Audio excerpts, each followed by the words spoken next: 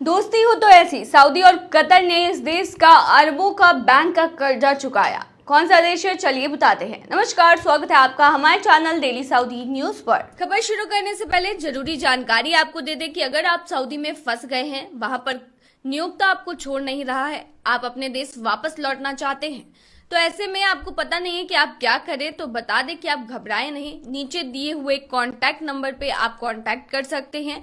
वहां से आपको जो जरूरी हेल्प है वो मिल जाएगी। कानूनी प्रक्रियाओं के तहत सारी कार्रवाई करके आपको महज 3 से 4 दिन के अंदर खरूज लगाकर वापस अपने देश सही सलामत पहुंचा दिया जाएगा। तो दिए गए नंबर पर आप संपर्क कर सकते हैं।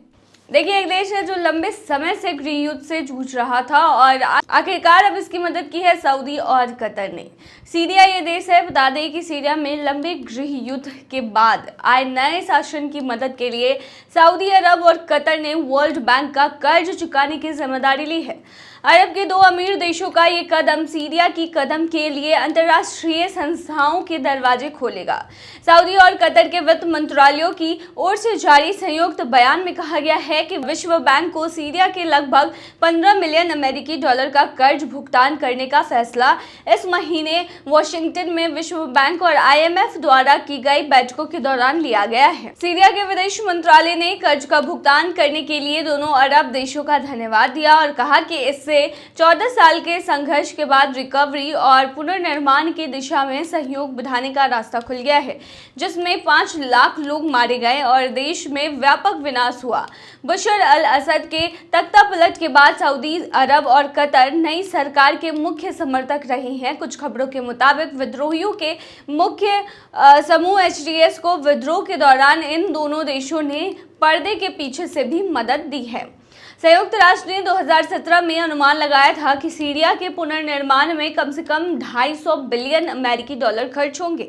अब कुछ जानकारों का कहना है कि ये संख्या कम से कम 400 बिलियन अमेरिकी डॉलर तक पहुंच सकती है।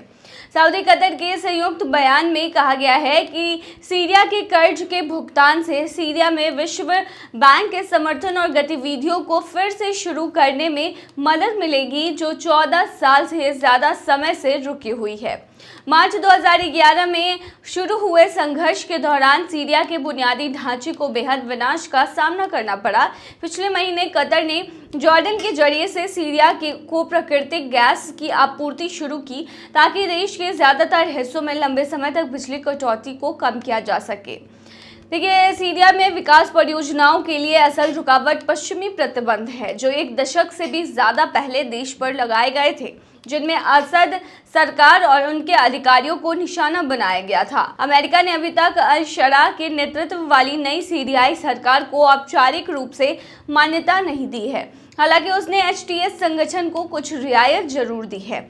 इसके अलावा यूरोपीय संघ ने सीरिया के खिलाफ कुछ ऊर्जा और परिवहन प्रतिबंधों और बैंकिंग प्रतिबंधों को कम करना शुरू कर दिया है, जिसमें तेल, गैस और बिजली के साथ साथ विमानन क्षेत्र सहित परिवहन को लक्षित करने वाले उपायों को निलंबित कर दिया गया है। तो एक बहुत बड़ी मदद जो है वो सऊदी और कतर ने मिलकर सीरिया को की है। कोई भी देश किसी के लिए ऐसा नहीं करता है, तो सीरिया को इससे काफी ज्यादा फायदा पहुंचेगा। तो सऊदी ने पाकिस्तान को दिखाई औकात, अब हज पर नहीं जा पाएंगे 67,000 पाकिस्तानी। पहलगाम हमले के बाद भारत से संभावित जवाब के डर से कांप रहे पाकिस्तान के लिए अब सऊदी अरब से भी एक बुरी खबर सामने आई है। हज यात्रा 2025 शुरू होने से पहले सऊदी सरकार ने एक ऐसा कदम उठाया है जिससे 67,000 से ज्यादा पाकिस्तानी प्राइवेट हज यात्री इस साल हज के लिए नहीं जा पाएंगे। इसे पाकिस्तान के लिए एक और बड़े झटके के तौर पर देखा जा रहा है, खासकर तब जब पाकिस्तान 29 अप्रैल को हज के लिए अपनी पहली उड़ान रवाना करने वाला है।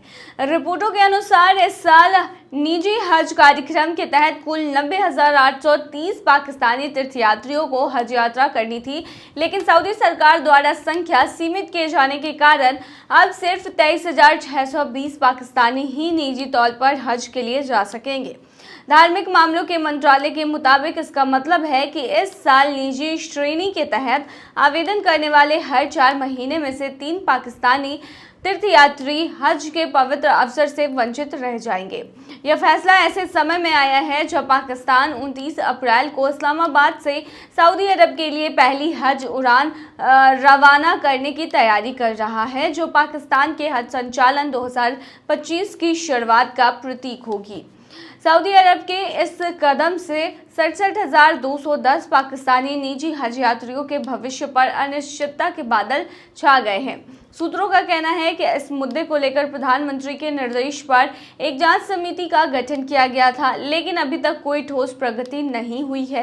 विदेश मंत्रालय ने भी स्पष्ट किया है कि वे हज 2025 के तीर्थयात्रियों के लिए सऊदी अरब से कोई विशेष रियायत हासिल नहीं कर सकते हैं। अब सवाल ये है कि हज यात्रा से वंचित रह गए इन 67,210 निजी तीर्थयात्रियों का क्या होगा, जिसका जवाब फिलहाल पाकिस्तानी सरकार के पास नहीं है। धार्मिक मामलों के मंत्रालय के अधिकारियों ने इस्लामाबाद हवाई अड्डे पर रोड टू मक्का प्रतिनिधिमंडल का स्वागत किया, जबकि हजारों पाकिस्तानी तीर्थयात्रियों के चेहरे पर हज छूट जाने की मायूसी छाई हुई है।